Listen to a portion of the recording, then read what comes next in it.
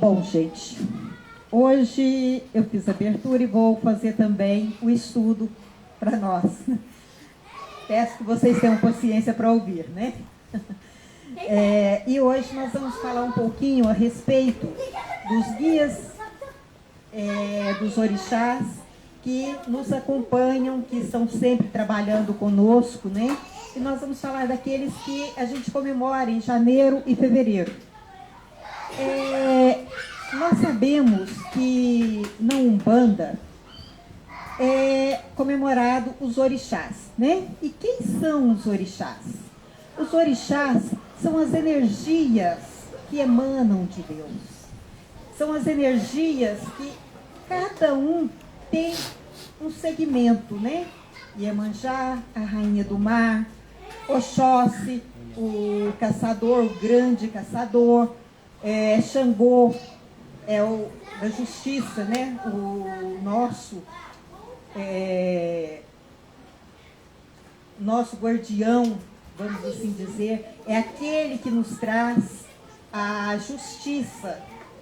Yansan, aquela que cuida dos ventos, que cuida do tempo para nós, né? É tempo. E assim, vários orixás que nós temos. A gente tem esse segmento dos nossos orixás. E aí, com o passar dos anos, veio mudando. Nós sabemos que começou a Umbanda com o Zélio, né? Isso lá em 1800 e alguma coisa, né? Há 100 anos. Isso, não é? E então, de lá para cá, muita coisa veio mudando, né? Nós temos essas mudanças na Umbanda. E essas mudanças, não vamos pensar que é porque estamos desrespeitando aquela Umbanda tradicional. Não. Nós estamos buscando melhorar a cada dia, buscar a evolução das coisas, buscando uma melhoria para a gente trabalhar, né? Muita coisa que a gente sente que não há necessidade mais, a gente vai deixando de lado. Por exemplo, as oferendas, né? São coisas que nós sabemos hoje que não é para os desencarnados que nós fazemos, não é para os guias que nós fazemos essas oferendas, é para nós mesmos. É nós encarnados que sentimos a falta, a necessidade dessas oferendas. Nós não precisamos fazer essas oferendas pelas entidades, né? Eu me lembro que certa vez eu estava fazendo um picadinho de carne, todo temperado, eu não sei o nome daquela carne, eu sei que é um picadinho bem, bem miudinho que você faz, temperado e tudo, para oferecer para o seu marabô. Porque lá onde a gente trabalhava, no sul, eles faziam sempre, né? E era uma oferenda. E eu fazendo, ele deu uma risada e me falou assim: você está fazendo para você, porque para mim não precisa. Então, eles não precisam disso. Eles precisam de amor, de caridade, né? O ano passado, nós fazendo as festas, e a gente fazia um pouquinho de cada comida e trazia, né, Luiz? A gente fazia as porçõezinhas, trazia e punha aqui na mesa como oferenda. Até que um dia eles chegaram e falaram: olha, vocês querem fazer uma oferenda? Vocês querem alegrar a espiritualidade? Faça uma cesta básica e dê para aquele que está necessitando. Faça alguma coisa que o outro necessita e leve para ele. Essa é a melhor oferenda. Então nós vamos vendo que muita coisa daquilo que é tradicional hoje, nós não precisamos mais daquilo. Nós sabemos hoje que é nós encarnados que necessitamos disso. Não é a espiritualidade. Não são os espíritos que necessitam disso, mas nós. Porque nós necessitamos ainda de ver para acreditar. Quantas vezes a gente tem a oração, a gente faz a oração, será que vai acontecer? Acabei de fazer a oração, pedindo para a espiritualidade aquela coisa, e aí eu venho e falo: será que vai acontecer? Será que ele vai me atender? Onde está a minha fé? Como fica a minha fé? A minha confiança nesse irmão que eu estou pedindo. Então, nós comemoramos essas entidades e orixás em janeiro e fevereiro. Em janeiro nós temos no dia 20 de janeiro, que é sincretizado com São Sebastião, né? Dia 20 de janeiro é dia de São Sebastião na Igreja Católica. Então, sincretizado a São Sebastião, nós temos Oxóssi. E quem é Oxóssi? Quem gostaria de falar quem é Oxóssi?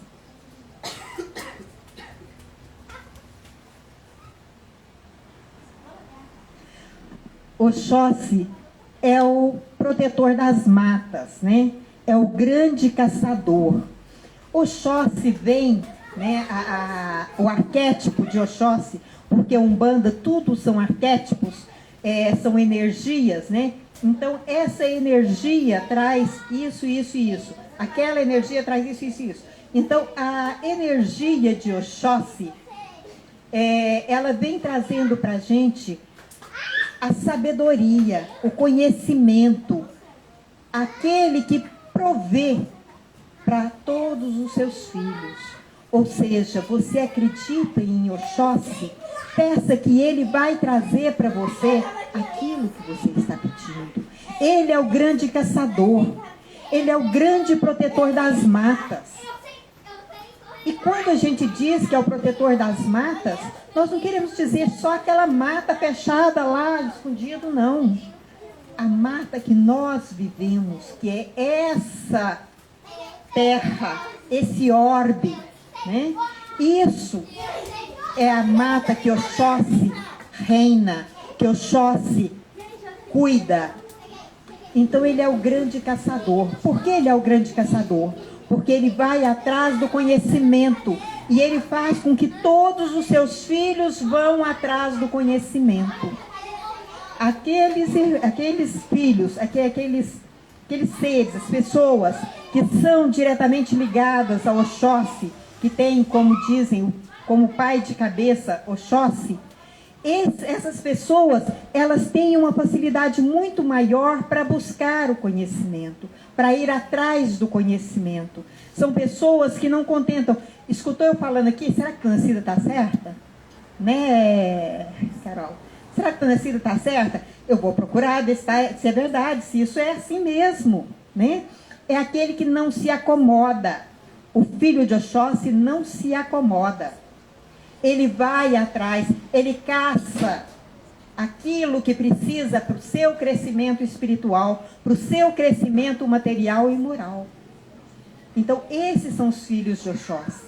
Esses são aqueles que batalham pela sua vida e fazem com que valha a pena essa vida ser vivida, né? E nós comemoramos, então, junto de Oxóssi, nós temos os guias que trabalham nessa casa, que são os baianos. Quem são os baianos? Os baianos, nós vimos que tem de uma semana a 15 dias, mais ou menos, no início de janeiro, que acontece a lavagem do Senhor do Bonfim.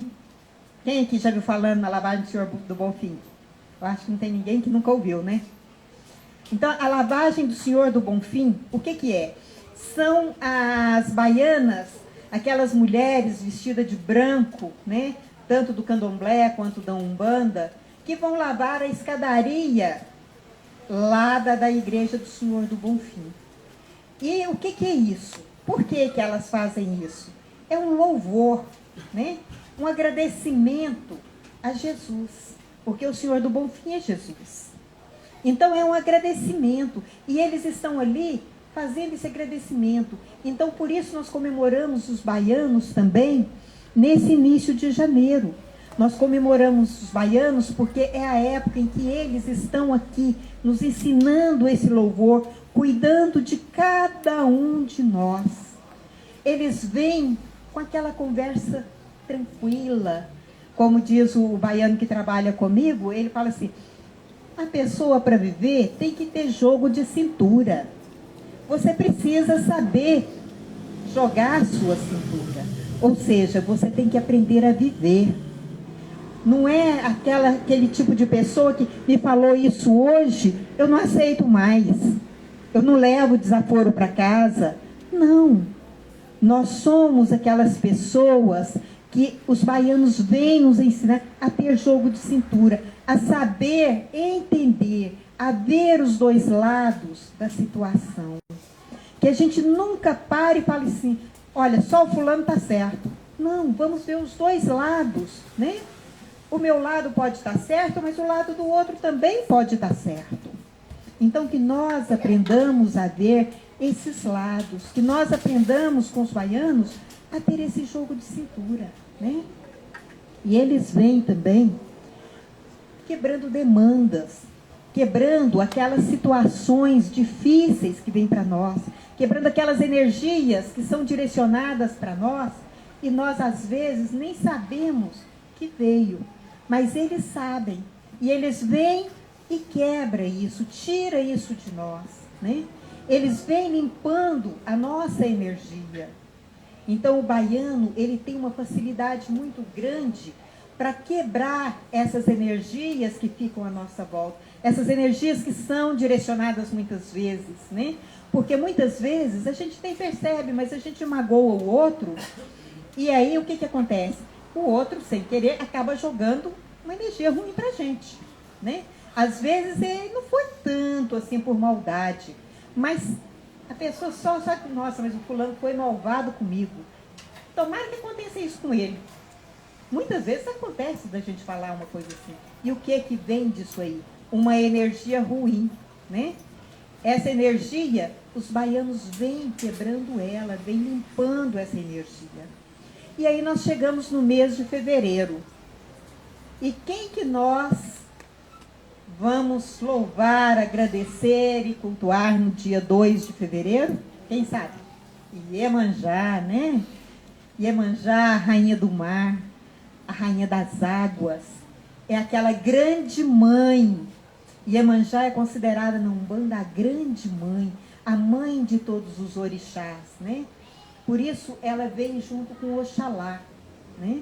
Porque é a mãe de todos os orixás, é aquela que cuida de todos, é aquela que nos traz aquela emoção de ser mãe, aquela emoção de ser pai, aquela emoção de amar alguém, de estar ao lado de alguém, seja meu filho, seja meu vizinho, mas que eu tenha aquele prazer de estar perto, de acolher, de cuidar, né? Isso é Iemanjá. Iemanjá traz todas essas qualidades de amorosidade, né? De maternidade. E quando eu digo maternidade, não é só a mãe na matéria, mas é mãe no sentido espiritual. Aquela energia materna, aquela energia que vem cuidando de todos, aquela energia que vem levantando todo mundo, que dá a mão e faz com que a gente tenha vontade de caminhar, né? Isso é Iemanjá. E junto com Iemanjá, nós então comemoramos os marinheiros e o povo d'água. Quem são os marinheiros? Os marinheiros são aqueles que foram encarnados, muitos deles foram encarnados, e que trabalhavam nos barcos, trabalhavam como pescadores, como ribeirinhos, né? E trabalhavam nos grandes barcos, nas grandes navegações. E esses irmãos, então, ao desencarnar, foram preparados, né? E o arquétipo dos marinheiros, eles vêm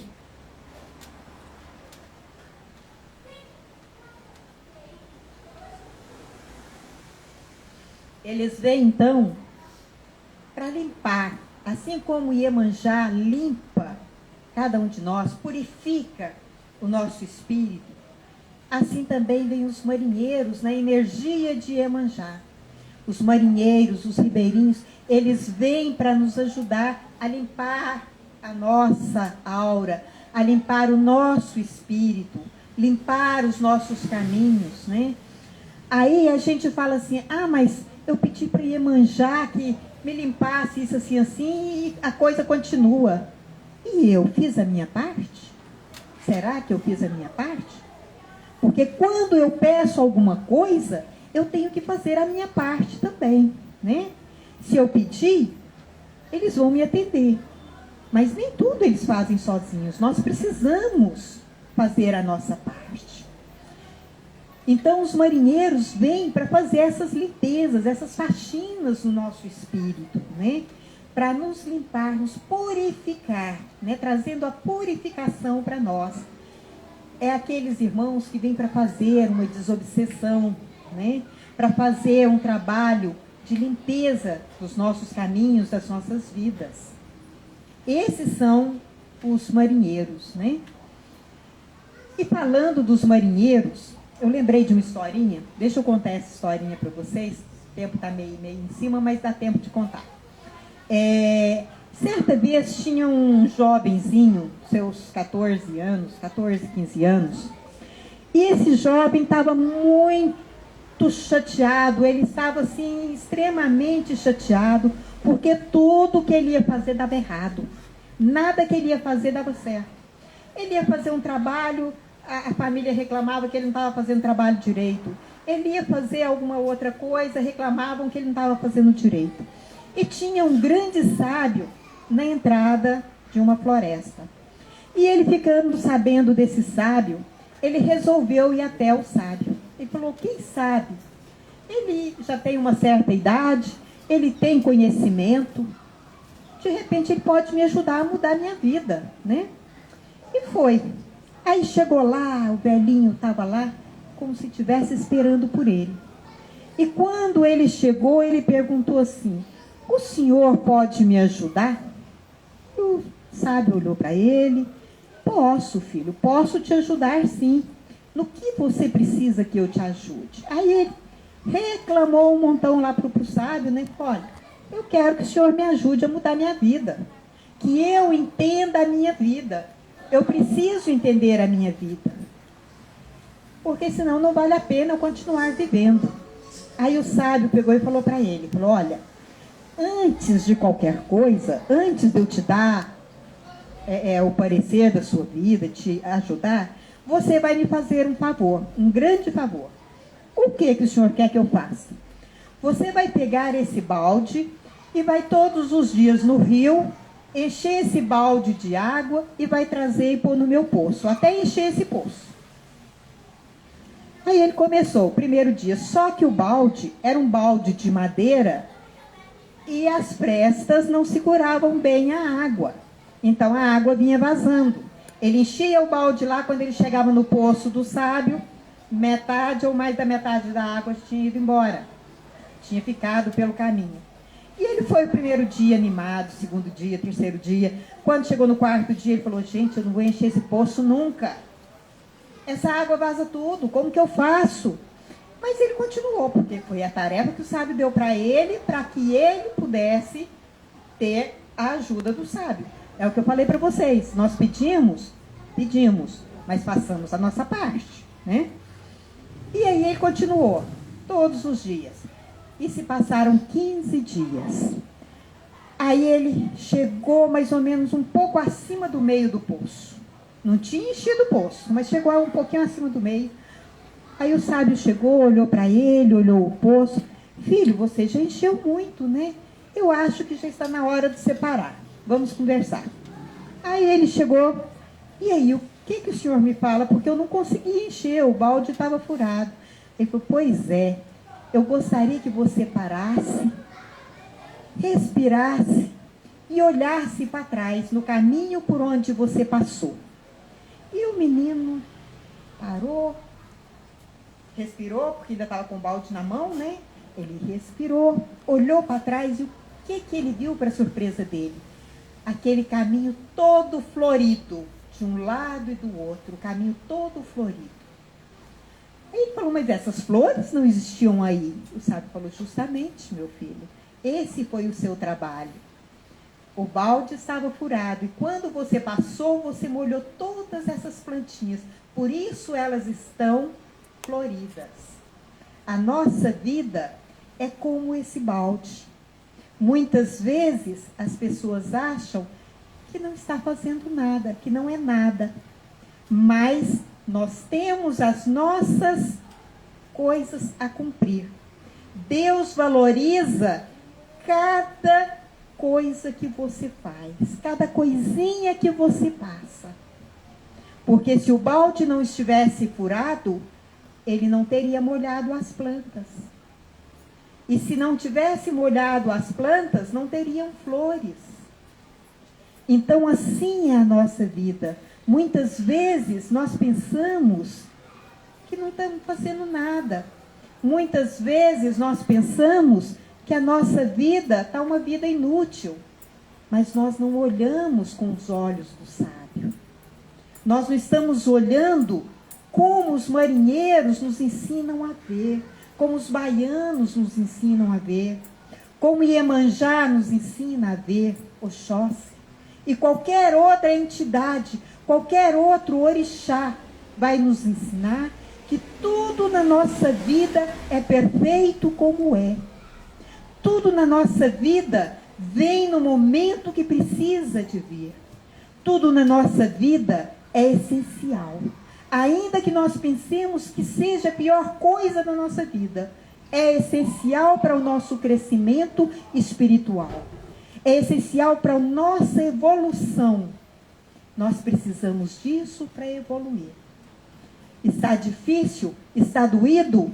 Sim, mas é o que nós precisamos para evoluir. É o que nós precisamos para crescer. Então, todo o sofrimento que nos vem é para o nosso crescimento. Que nós aprendamos a agradecer a Deus por esse sofrimento que é o nosso aprendizado. Por todas as deficiências da nossa pequena existência nessa terra. Porque elas são necessárias para o nosso aprendizado, para a nossa evolução. Muito obrigada. Que Deus abençoe e proteja a cada um de vocês, a cada um de nós. E nos dê uma semana maravilhosa, com muita luz. E que Deus possa realizar aquilo que está aqui no fundo do nosso coração. Que nós tenhamos, esta semana, a resposta para aquilo que nós mais pedimos, com muito amor, com muita devoção.